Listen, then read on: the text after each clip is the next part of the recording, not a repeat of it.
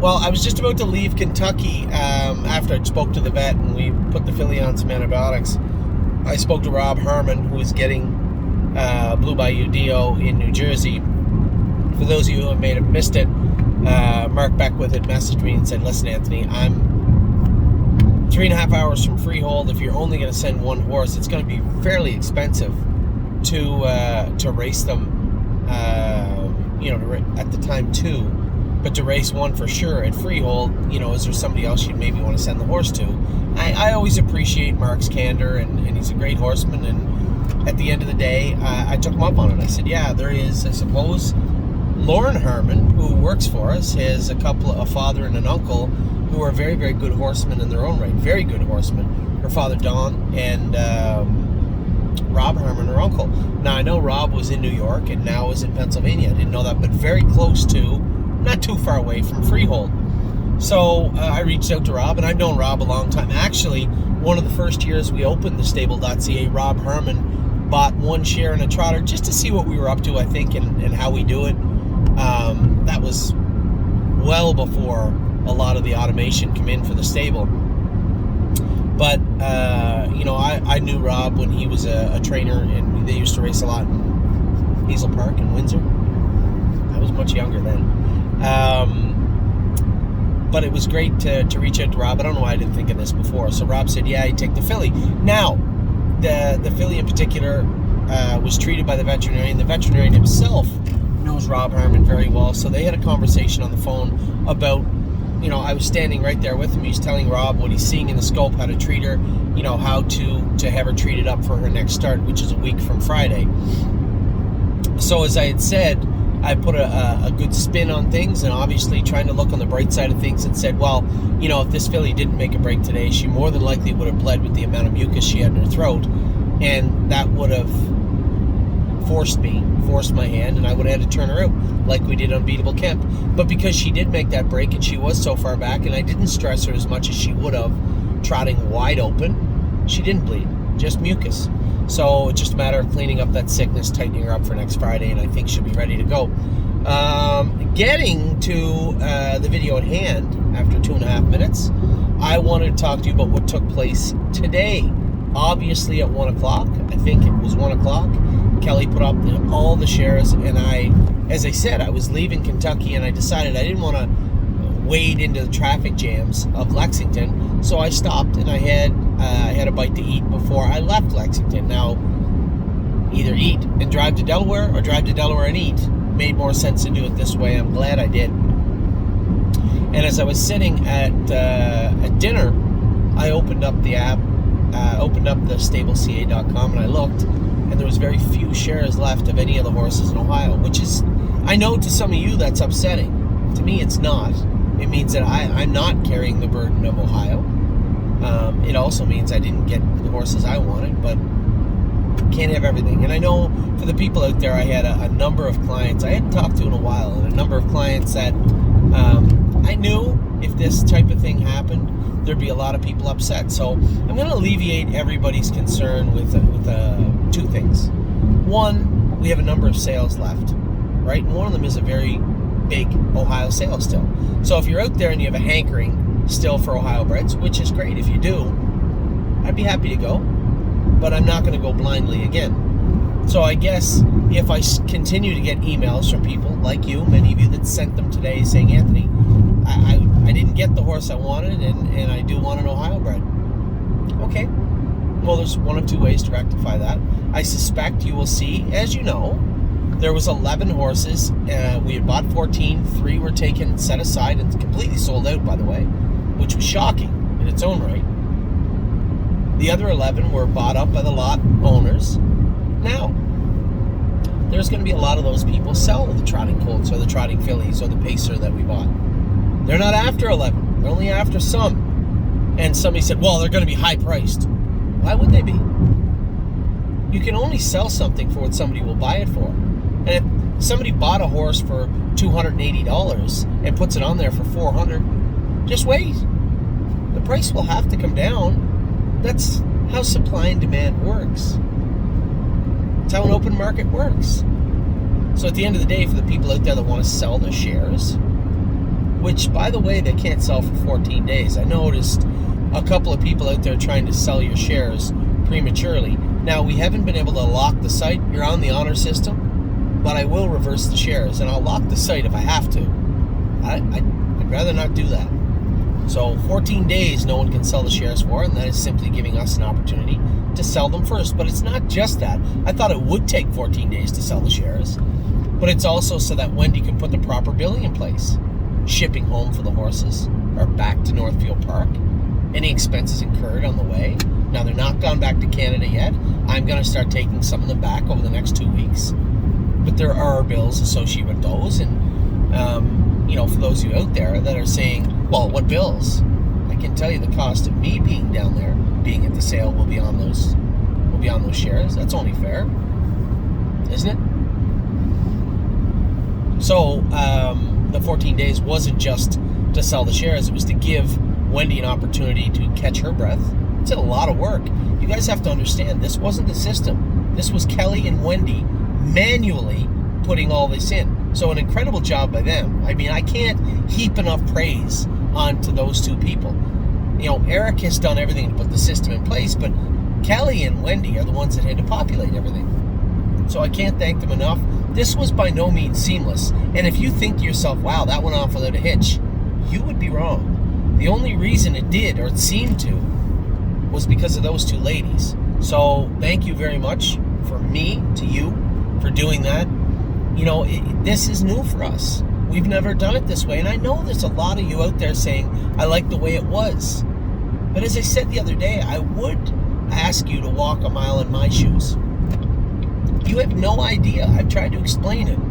You have no idea what I had to go through over the last 5 years to put horses on that site for everybody. It was a lot. And all I'm asking is to take some of the financial responsibility off my plate moving forward. That's it. I'm not asking for anything special.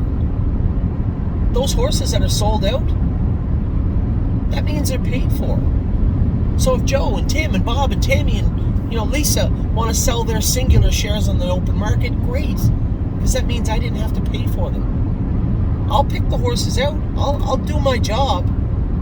But rather than asking people to back me throughout the winter, into the spring, having the stress of knowing this money has to be paid back and making it all work, just asking for everybody to pull their weight. We accomplished something in one sale I have never been able to do before. Make no mistake, if this was the old days, I don't buy 5 of those horses. I just don't. You don't think I didn't have a little calculator in my head every time a hammer dropped? I knew exactly how much money was left, exactly where I was at. And you have no idea how much it took. I had the confidence to say, okay, I got to 250, but geez, these are 3 really underpriced horses. Mark the day in your calendar that we bought Hill Street Blues. Right? Because I couldn't have bought them otherwise. What you allowed me to do, those of you out there that participated in the partnership, was to populate our stable with horses in a way we've never been able to before, with the confidence I've never been able to have before. And I think it was a resounding success. Now, none of this matters, because we'll never know if it's a success till next July. But looking at the roster of horses we purchased, man, oh man, I mean, never had a sale go like that before. So I am thoroughly pleased with the way the Ohio sale turned out. And I'll make you a deal right now. If you are a client out there and you do not feel that you got an Ohio horse that you can sink your teeth into, tell you what, we can put together a bucket for the Buckeye Classic. And if you're out there saying, oh, the Buckeye Classic, there's tons of nice horses in the Buckeye Classic. Don't kid yourself. Not one to skip a few in the Buckeye Classic. And although Prairie Fire never got to strut his stuff this year, make no mistake, he's no joke. Got him out of the Buckeye Classic. Lots of horses come out of the Buckeye Classic every year. You want me to go to the Buckeye Classic? Fine, I'll work it out. You're not going to have to twist my arm to put more Ohio breds in our barn. But make no mistake, we do have Ontario coming up. Buckets are still less than 30% full on all 3 of those. Sale is 6 days away. I'm not overspending. So if you're out there and you're saying, I like the bucket idea, but I'm just going to wait and see. You're going to be unhappy with what you wait and see for. I'm telling you right now. So I'm hoping that our Ontario clients step up, come forward, and say, yeah, I want to be a part of Ontario. Now, I will spend this week reaching out to some of you that are Ontario clients. But I'm not overstepping my boundaries either. We still have Lexington. I think we're going to have a good handle on Harrisburg. Now, we lost a key piece today in a good way. Where We Welcome sold today. We got paid full price for Where We Welcome today on OnGate. She races under our banner tomorrow and then switches hands. Best case scenario for us and hopefully for the new owner. We have a number of horses that will fit into a racing stable just fine, I'm sure. But I've outlined exactly why we are planning to move them. So, Harrisburg, I think, will be helped along with some of the revenue from those sales. Ontario, I'm asking you, everybody come forward in Ontario. I'm going to reach out to some people and say, hey, do you want to be a part of Ontario? Do you want to be a part of Ontario? If you're a client out there and you're saying, hey, Anthony, maybe I'll just wait and see what he gets. I'd rather you didn't do that. If I went and bought 7 horses in Ontario and you decided to pick whatever one you wanted, fine. But I can't do that. And I think I've proven at least my worth somewhat at the sale, right? Somewhat developing and training down and racing horses. I think we should have piqued your interest anyway in that regard. So for those of you out there, please pay attention in Ontario. I am trying to fill these buckets up. I will one way or another, but I was hoping it would fill up. And this is the stark contrast between having incentives, having Ohio clients. Ohio clients come out in a big way. 1,400 shares. 1,400 shares of horses were purchased. 33 in total remain. As of right now, 33. I think 35, whatever the hell it is. It's a big deal. So I appreciate everybody that participated in Ohio. And if you get left out in Ohio, which it appears a number of people did, fine. Send me an email. If I got a significant list of people together that want to buy a couple more horses in Ohio, you can be sure I will put my little ass in this car and drive to the Buckeye Classic sale for you. 100%. No problem whatsoever. But I'd like to hear from you, if you don't mind. Those of you out there, I had another couple of people message me today about getting involved with a horse that might be a little pricier. I don't know how to tell you that. I don't know how to format that horse. It is an expensive horse. How's that? I could say it's a stronger pedigree or, a day one type. I can make it sound as sugar-coated as you want. It's an expensive horse. Like 3-Point Blue Chip. That's what it is. Make no mistake.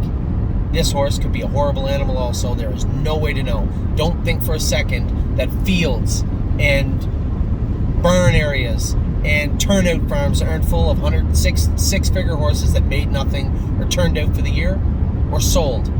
Plenty of them are. So please don't think for a second because I'm trying to pander to you and say, hey, we're going to buy a 6-figure horse that it'll be good.